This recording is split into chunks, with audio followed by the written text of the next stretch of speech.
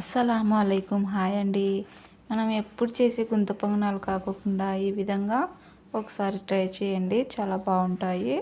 ఇంకా మనం ఫస్ట్ గుంత పొంగనాలకి ఏ విధంగా పిండి తీసుకుంటామో ఆ విధంగా పిండి తీసుకొని అందులో తగినంత సాల్ట్, అలాగే కొద్దిగా సోలా పొడి వేసుకున్న తర్వాత కొద్దిగా ధనియాల పౌడరు, అలాగే పసుపు వేసుకొని ఇలా చిన్న ముక్కలుగా ఆనియన్స్ కట్ చేసి వేసుకోవాలండి. అలాగే ఇందులోకి నేను ఒక 3 కోడిగుడ్లను అయితే తీసుకున్నానండి. ఈ విధంగా కోడిగుడ్లను పలగొట్టి అయితే వేసుకోవాలండి. ఈ విధంగా కోడిగుడ్లను పలగొట్టి అయితే వేసుకోండి. కోడిగుడ్ల గుంత పొంగనాలండి చాలా బాగుంటాయి. ఒక్కసారి ఈ విధంగా ట్రై చేసి చూడండి. ఈ విధంగా 3 కోడిగుడ్లు అయితే వేస్తున్నానండి. మీరు కావాలంటే 4 వేసుకోవచ్చు, లేదా 2 అయినా వేసుకోవచ్చు. మీ పిండిని తగినంత వేసుకోండి కోడిగుడ్లు అయితే.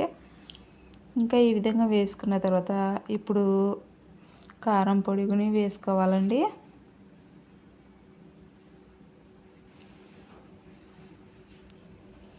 ఈ విధంగా కారం పొడి వేసుకున్న తర్వాత ఇప్పుడు మనం బాగా కలుపుకోవాలండి. ఈ పిండి మొత్తాన్ని, ఈ గుడ్లు, అలాగే పిండి, మనం వేసిన మసాలాలన్నీ బాగా కలుపుకోవాలి చూడండి.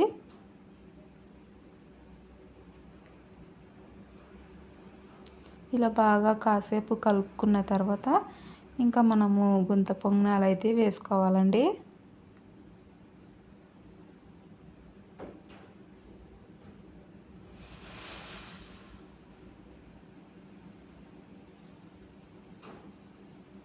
ఈ విధంగా ఒకటే వైపు మనము తిప్పుకుంటూ ఈ పిండి మొత్తాన్ని కలుపుకోవాలి చూడండి. ఎక్కడే కానీ మనము ఇంకా మొత్తం మిక్సింగ్ అయిపోవాలండి. ఈ విధంగా కలుపుకోవాలి చూడండి. ఇంకా తర్వాత స్టవ్ మీద గుంత పొంగనాల పెనం అయితే పెట్టుకొని పెనం హీట్ అయిన తర్వాత ఇంకా ఆయిల్ అయితే వేస్తున్నానండి. మీరు ఆయిల్ తక్కువ తింటారో ఎక్కువ తింటారో చూసి వేసుకోండి. ఇక్కడ నేను ఫస్ట్ వాయి కాబట్టి ఇంకా కొద్దిగా ఎక్కువనే అయితే వేస్తున్నానండి. మీరు కావాలంటే చూసి ఆయిల్ అయితే వేసుకోండి. ఈ విధంగా ఆయిల్ వేసుకున్న తర్వాత ఇంకా మనము ఈ గుంతలలోకి పిండి వేసుకుంటే ఇంకా మనకు ఎగ్గు గుంత పొంగనాలు అయితే రెడీ అయిపోతాయండి. ఈ విధంగా మొత్తము పొంగనాలు అయితే వేసుకోవాలి చూడండి. ఇంత చక్కగా మనము కోడిగుడ్డు వేసాం కాబట్టి చాలా చక్కగా పొంగుతుంది చూడండి. టేస్ట్ అయితే మామూలుగా లేవండి, చాలా అంటే చాలా బాగున్నాయి.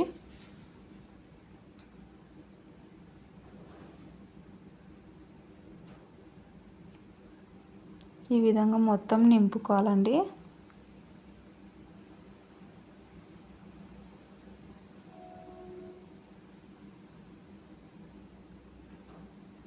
ఇంకా కాలిన తర్వాత ఈ విధంగా తిప్పుకోండి రెండో వైపుకు. కలర్ చూసారా ఎంత చక్కగా వచ్చాయో.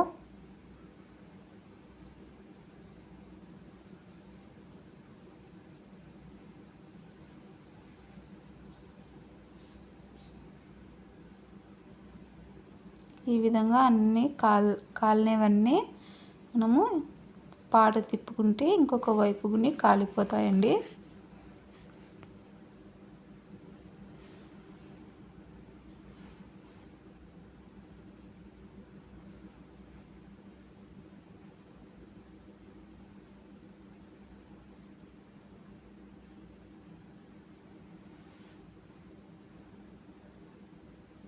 ఇంకా మనం కాలినవన్నీ పక్కకైతే తీసుకోవాలండి.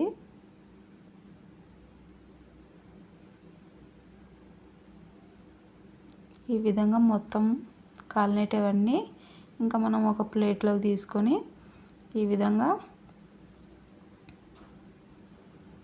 మళ్ళీ కాలకుండా ఉంటాయి కదా, అవి వచ్చేసి మా స్టవ్ వచ్చేసి ఒకవైపే ఎక్కువ వస్తుందండి మంట. అందుకని ఒకవైపు సరిగా కాలడం లేదు. ఇంకా మంట వచ్చే వైపు మళ్ళా కాలకుండా ఉండేవి ఇటువైపుకి తిప్పుకొని ఇంకా ఖాళీగా ఉన్న గుంతలలోకి మళ్ళీ పిండిని అయితే వేస్తున్నానండి. ఇంకా ఇదే విధంగా మనము పిండిని నింపుకొని ఇంకా గుంత పొంగనాలన్నీ ఇదే విధంగా మనం రెడీ చేసుకోవాలండి.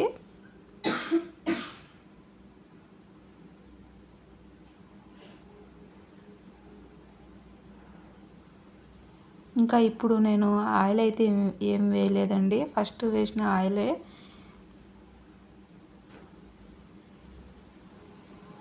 ఇంకా ఈ విధంగా వేసుకున్న తర్వాత ఈ విగుని కాలిన తర్వాత ఇంకా రెండో వైపుకి తిప్పుకొని ఇంకా రెండో వైపుని కాలిన తర్వాత ఇవన్నీ ఇంకా మళ్ళీ ప్లేట్లోకి అయితే తీసుకొని ఇంకా వేడి వేడిగా ఉన్నప్పుడే ఈ గుంత పొంగనాలు తిన్నారంటే ఇంకా సూపర్గా ఉంటాయండి. చూసారు కదా, రెండు వైపులా కాలిన తర్వాత ఇంకా పక్కకైతే తీస్తున్నానండి.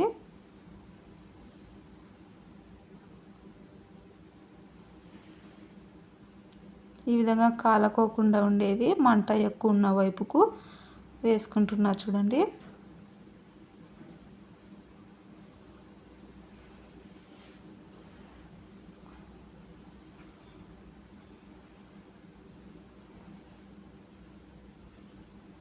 ఇలా బాగా కాలిన తర్వాత ఇంకా మనం పక్కకు తీసుకొని అన్నీ ఇలానే రెడీ చేసుకోవాలండి. ఇంకా ఆ తర్వాత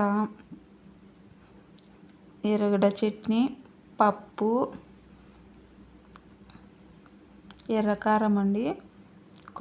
ఫస్ట్ కొబ్బరి చట్నీ ఫస్ట్ చూపించేది, మళ్ళీ పప్పు ఉంది ఇంట్లో, ఇంకా ఆనియన్ చట్నీ